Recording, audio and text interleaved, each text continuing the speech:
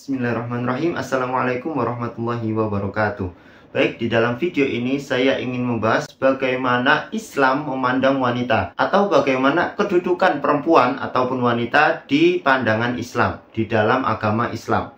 Apakah benar kata-kata dari orang zaman sekarang, orang-orang yang katanya pemikirannya adalah maju, bahwasanya Islam adalah agama yang mengekang wanita agar wanita itu tidak bisa berkembang? Ketika seorang perempuan memeluk agama Islam dan ingin menerapkan ilmu Al-Quran, ilmu agama Islam secara kafah di dalam kehidupannya, maka kehidupannya tidak akan pernah maju dan akan terkengkang. Maka dari itu, orang-orang berpikiran maju tersebut menyebut bahwasanya Islam hanya akan membuat perempuan menjadi orang yang bodoh, menjadi orang yang hanya di rumah saja mengandalkan suaminya dan tidak bisa mandiri, dianggap rendah dan tidak dimuliakan sama sekali. Maka dari itu saya ingin coba membahas bagaimana kedudukan wanita ketika Islam belum datang dan ketika Islam itu telah muncul yang dibawa oleh Rasulullah SAW. Baik, mari kita mulai. Pada zaman jahiliyah, yaitu ketika agama Islam belum datang, ketika Muhammad belum diutus sebagai seorang Rasul, kehidupan di zaman jahiliyah sangat-sangat merendahkan wanita. Bagaimana saya bisa menyebut wanita sangat bernilai rendah pada zaman itu? Wanita pada zaman jahiliyah itu dianggap sama seperti harta benda. Maksudnya seperti apa? Wanita bisa diwariskan. Jadi ketika wanita itu memiliki suami, kemudian suami itu wafat, maka istrinya atau wanitanya itu menjadi warisan bagi walinya atau bagi keluarga si suami yang telah meninggal. Wali itu berhak penuh atas wanita ini. Wanita itu boleh menikahi si istri yang suaminya telah meninggal tanpa mahar. Boleh juga si wali ini menikahkan si istri atau si wanita yang sudah tinggal mati itu dengan laki-laki lain dan maharnya full diambil oleh si wali. Ataupun lebih parahnya lagi, si wali bisa melarang perempuan itu untuk tidak melakukan pernikahan sama sekali. Itu dari sisi perempuan atau wanita dewasa. Sedangkan di sisi bayinya, ketika seorang wanita sedang melahirkan, kemudian didapati bayi yang sudah dilahirkan adalah bayi perempuan, maka kaum jahiliyah, penduduk jahiliyah pada waktu itu, akan menguburkan bayi ini secara hidup-hidup. Karena mereka menganggap bayi perempuan atau memiliki anak perempuan adalah sesuatu aib di dalam dirinya. Itulah kehidupan. Bagaimana umat atau kaum-kaum jahiliyah memandang wanita. Bagaimana mereka sangat-sangat merendahkan wanita.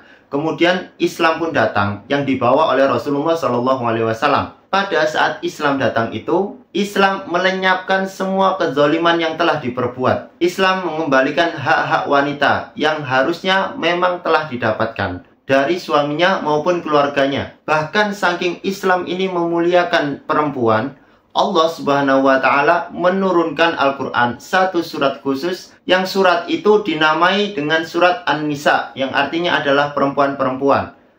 Sedangkan laki-laki tidak ada di dalam Al-Quran satu surat yang disebutkan dengan arti laki-laki. Tidak ada surat Ar-Rijal atau Ar-Rajul, tidak ada. Islam juga menetapkan kewajiban bagi suami untuk istrinya. Antara lain adalah penghargaan-penghargaan yang harus diberikan kepada suami atas pekerjaan rumah yang telah dikerjakan seorang istri. Selain itu, perempuan dijamin hak ekonominya setiap saat.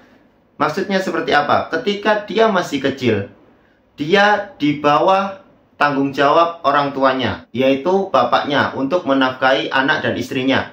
Setelah dia dewasa, setelah dia menikah, hak ekonominya, hak untuk dinafkahi dibebankan kepada suaminya.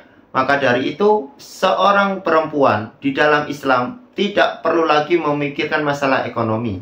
Karena Islam sudah menanggung hak ekonomi seorang wanita. Ketika bayi sampai dewasa, belum menikah, maka ekonominya ditanggung oleh ayahnya. Ketika dia sudah menikah, maka ekonominya pun ditanggung oleh suaminya. Begitu mulianya Islam dalam memperlakukan perempuan. Kemudian pasti ada pertanyaan lagi. Jikalau kita hanya menggantungkan ekonomi kita kepada orang lain, maka kita pasti akan terinjak-injak.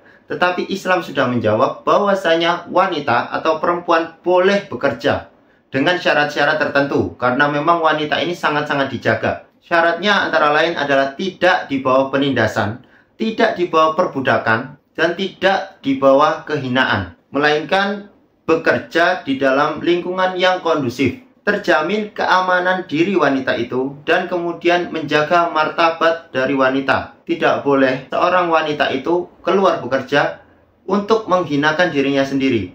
Contohnya seperti menggoda laki-laki lain, menggoda orang lain agar bisa membeli suatu produk yang dia bawa misalnya. Rasulullah SAW bersabda yang artinya sesungguhnya perempuan itu saudaranya kaum laki-laki. Islam itu memberi perlindungan penuh atas perempuan. Islam menutup segala peluang akan terjadinya kejahatan yang mungkin akan menimpa perempuan. Jadi Islam akan menghalangi segala faktor pendorong dan pemicu hal-hal yang melecehkan wanita. Salah satunya yang akan saya bahas adalah hukum Islam atau perintah Islam kepada perempuan untuk mengenakan jilbab atau menutup aurat. Tentunya dengan penutup atau hijab yang sempurna. Karena kita tahu di dalam Islam seorang wanita seluruh tubuhnya adalah aurat kecuali dua hal, yaitu wajahnya dan telapak tangannya. Allah Subhanahu wa taala telah berfirman dalam Al-Qur'an surat Al-Ahzab, "Ya ayyuhan nabiyyu qul li azwajika wa banatika wa nisa'il mu'minin yudnina 'alaihinna min jalabibihinna." Wahai Nabi, katakanlah kepada istri-istrimu dan kepada anak-anak perempuanmu dan kepada perempuan-perempuan mukminin, hendaklah mereka menutupkan jilbabnya ke seluruh tubuhnya. Kemudian Allah Subhanahu wa taala juga berfirman masih di dalam surat yang sama, surat Al-Ahzab, "Wa qarna fi buyutikunna wa la tabarrajna tabarrujal jahiliyatil ula." Hendaklah kalian, wahai perempuan-perempuan, menetap di rumah-rumah kalian dan janganlah kalian berhias seperti berhiasnya orang-orang jahiliyah terdahulu. Di dalam dua kutipan ayat ini, Allah Subhanahu wa taala telah memerintahkan wanita, dan perintah ini juga untuk kebaikan wanita itu sendiri. Yang pertama adalah untuk menutup semua anggota tubuhnya kecuali wajah dan tangan, karena dua ini bukan termasuk aurat di dalam beberapa pandangan ulama, sedangkan pandangan ulama lain wajah juga termasuk aurat. Maka ada yang menganjurkan untuk mengenakan niqab atau cadar. Kemudian kutipan ayat yang kedua, para perempuan hendaklah menetap di dalam rumah-rumahnya dan tidak bertabarus atau berhias secara berlebihan seperti tabarusnya atau berhiasnya orang-orang zaman terdahulu, yaitu orang-orang jahiliyah. Seorang perempuan boleh untuk berhias tentunya, tapi berhiasnya adalah untuk dipersembahkan hanya kepada suaminya. Dan dalam hal ini tidaklah boleh seorang perempuan untuk melakukan berhias secara berlebihan. Di video selanjutnya saya akan membahas salah satu wanita yang hendaknya dihindari untuk dijadikan seorang istri. Antara lain adalah seorang wanita yang sangat suka berhias secara berlebihan. Kenapa? Karena ketika wanita itu berhias secara berlebihan, otomatis waktunya akan habis dilakukan untuk berhias. Sedangkan semua kewajibannya sebagai seorang istri dan seorang ibu tidak bisa terpenuhi. Karena manusia hanya memiliki waktu 24 jam. Semua manusia. Ketika dia menghabiskan waktunya untuk berhias, misalnya sampai berjam-jam, tentunya waktu yang dikorbankan adalah waktu untuk melakukan kewajibannya sebagai seorang istri dan sebagai seorang ibu. Kemudian secara bahasa, seorang perempuan atau wanita di dalam bahasa Arabnya adalah mar'ah, mar'atun. Kata ini sangat mirip dengan cermin. Cermin di dalam bahasa Arab itu adalah mir'atun. Semua hurufnya sama, hanya berbeda satu harokat saja, mar'atun dan mir'atun. Di sini para ulama menjelaskan bahwasanya memang seorang perempuan itu sama dengan cermin. Maksudnya seperti apa? Wanita itu sangat dekat dengan cermin. Sifat atau naluri alaminya seorang perempuan itu suka berdandan, suka berhias, suka memperbaiki diri dalam hal penampilan. Maka dari itu katanya sangat dekat, mir'atun dan mar'atun, cermin dan perempuan atau cermin dan wanita. Sedangkan penjelasan yang lain, wanita dan cermin ini sangat sama atau mirip sifatnya. Bagaimana kita harus men-treatment mereka? Bagaimana kita harus mentreatment wanita? Sama seperti kita mentreatment sebuah cermin. Ketika cermin itu pecah, mungkin cermin itu bisa diperbaiki lagi. Tapi hasil pantulan bayangan tidak akan sama seperti cermin sebelum pecah. Begitu pula wanita, ketika kita memecahkan atau merusak atau menghancurkan hatinya, membuat dia sakit hati, mungkin dia bisa memaafkan kita, tapi sikapnya, rasanya, perasaan yang ada di dalam hati wanita itu tidak akan sama seperti sebelum kita menyakitinya dengan perbuatan-perbuatan kita. Maka dari itu kita harus berhati-hati dalam berinteraksi, juga dalam mendidik wanita-wanita atau istri-istri kita. Di sini para ulama juga menjelaskan, syarat-syarat dalam hal berbusana ini bukanlah untuk mengekang wanita. Bahkan sebaliknya, ketika wanita itu menutup dirinya, menutup tubuh mereka dengan jilbab atau dengan busana yang panjang, maka mereka telah melindungi diri mereka sendiri dari turunnya martabat mereka, turunnya kemuliaan mereka di pandangan orang lain. Contohnya, di dalam kehidupan sehari-hari, ketika kita keluar di tempat umum, seorang laki-laki kemungkinan untuk menggoda wanita yang berhijab secara full, memakai pakaian syar'i, itu sangat kecil. Sedangkan ketika ada wanita yang memakai busana yang sangat minim, maka laki-laki di luar sana secara umum tidak akan segan-segan untuk menggoda wanita itu, karena memang wanita yang seperti itu dianggap wanita yang murahan. Jadi kecantikan wanita di dalam Islam itu tidak hanya diukur sebagai fisik saja. Memang Rasulullah SAW menyarankan kita untuk menikahi wanita yang berparas cantik.